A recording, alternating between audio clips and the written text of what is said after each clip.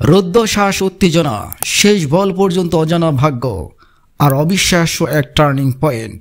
শেষ পর্যন্ত বিশ্বকাপের মূল পর্বে জায়গা করে নিয়েছে বাংলাদেশের মেয়েরা। পাকিস্তানের কাছে হারের পর প্রায় বন্ধই হয়ে গিয়েছিল স্বপ্নের দরজা। তবে শেষ আশার আলো দেখাচ্ছিল থাইল্যান্ড ও ওয়েস্ট ইন্ডিজের ম্যাচ। 167 রানের লক্ষ্য পেয়েছিল ওয়েস্ট ইন্ডিজ। সেই লক্ষ্য ছুঁতে হতো মাত্র 10 ওভারের মধ্যে। হেইলি ম্যাথুস 29 বলে 70, চিনেল হেনরি 17 বলে 48। তাদের ব্যাটিং ছিল আগুনে ভরা।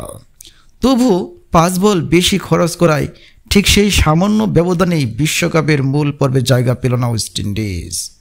আর সেই ভাগ্যের ঝলকে ইতিহাস গড়ল বাংলাদেশের নারীরা।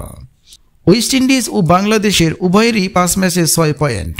তবে নেট রান রেটে এগিয়ে থেকে বিশ্বকাপের মূল পর্বে জায়গা করে নিয়েছে জ্যোতি ফাহিমেরা।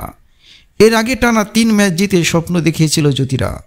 মাঝখানে তারা হারলেও আবার ফিরে এসেছে বিজয়ের পথে। আগামী সেপ্টেম্বর অক্টোবরে ভারতের মাটিতে বসছে নারী ওয়ানডে বিশ্বকাপের আসর।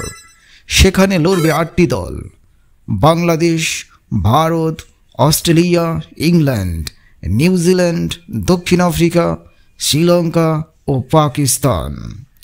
বাংলাদেশ নারী দলের এই ঐতিহাসিক সাফল্য আপনি কিভাবে দেখছেন তা কমেন্টে জানান। আর বন্ধুরা, এমন সব ক্রীড়া রোমাঞ্চকর তথ্য পেতে সাবস্ক্রাইব করুন নিট 7 স্পোর্টস। ভিডিওটি সম্পূর্ণ দেখার জন্য আপনাকে অনেক অনেক ধন্যবাদ।